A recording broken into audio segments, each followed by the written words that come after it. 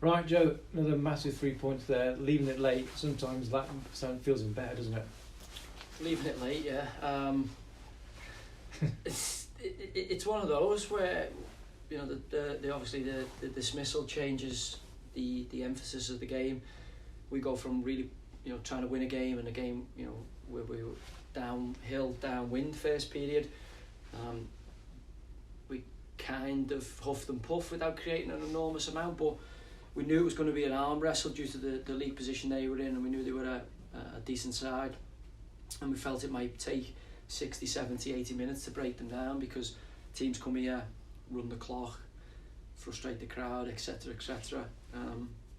So the real call for patience was key in the build up to the game. At half time, you know, we challenged the lads to pass it a bit more. We saying, look, they've got a one-man advantage, but it is in the bottom side of their team, and the stuff we worked on during the week about isolating the front side of their team and playing round, it was still for us opportunities to control the game. And I thought second half, you know, you wouldn't have known that we had 10, that they had 11. It was relatively comfortable, or as comfortable as you could be, and it might be that we're a little bit used to it, a bit too familiar with it for my liking.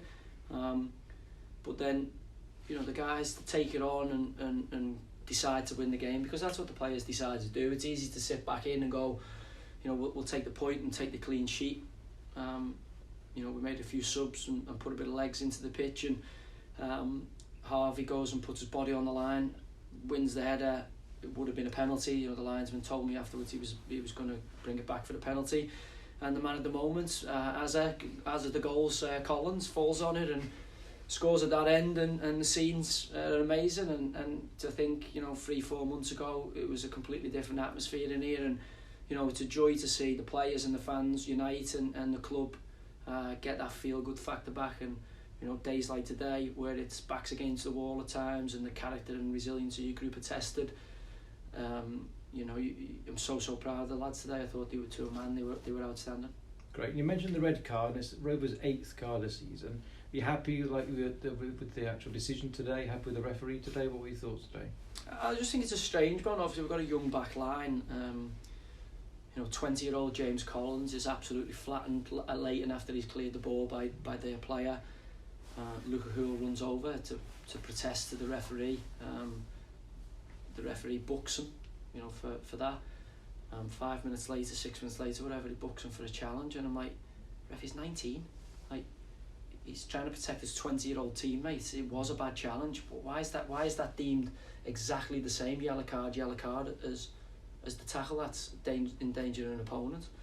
And then he gives himself nowhere to go, because Luka, you know, 2, 3, 4 years down the line, probably stay on his feet there, and that's part of his journey and part of his learning. But even then, is a challenge worthy of dismissing him out the pitch, especially in the, you know, when you see the boy make elbow contact with Cootie's head at the end. You know, White's the right back for them, on a yellow card early for arguing with me, persistent fouling, no second yellow card.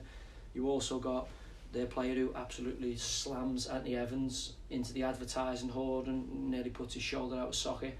And again, you know, for me, and I don't know whether this is partly due to the nonsense out of the ex-manager here of us being aggressive and the Joey Barton thing, but we're not an aggressive team. We're a footballing side. We're the most fouled side in the division, I found out this week. But we're getting these space cadet referees here who making the game about them because there's a crowd. And I said to the guy there, no one's here to watch you, mate. Just officiate the game, do it properly, and get your wages and then get off out of here. You've had a good day then. When you're sending people off, if it's a bad tackle endangering opponents, no problem at all. I don't want to see that. But 19-year-old boys, you know, he's sending them off basically because he's protested a bad challenge from the opposition, and he's just competed for the ball. You know, was that a late reckless challenge from Luka? No.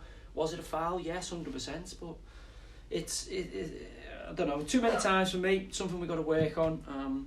But again, I'm just going to focus on the positives today of our teamship. Our club moving in the right direction, and this is going to be a juggernaut that is going to be difficult for teams to stop. You know, we're just getting going, and the best is yet to come from this group. I'm absolutely convinced of that.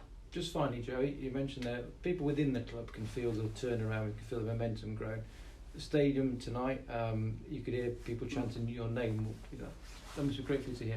Yeah, it's a huge turnaround, and there's been some difficult times, difficult moments, and I touched on in the programme notes about professionally and personally struggling, mentally, with what was going on in my life, and obviously the professional challenge that we were facing here. But whatever doesn't kill you kind of makes you stronger, and as a group we've all been there for each other, and we spoke about that at half time. People have been sent off, people have been injured, people have been, and somebody stepped up. Sam Finley, we nearly got and won the Port Vale game, even down to 10.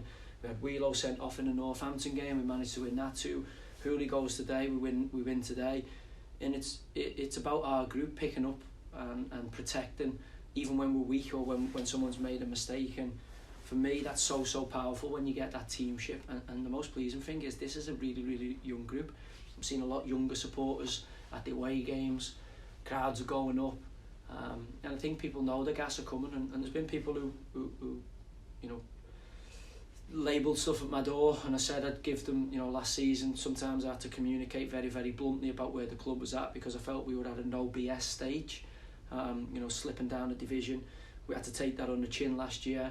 Credit to the owner, he's made some big calls to get rid of people in positions of authority, and that has transmitted into everybody who's at the football club now, and it really feels united. From the guy Pete at the club shop, I see him interacting with the fans and taking that time to show we really care as a football club, to yourselves in the media side. Tom Gorringe, new CEO, breath of fresh air, young exciting team.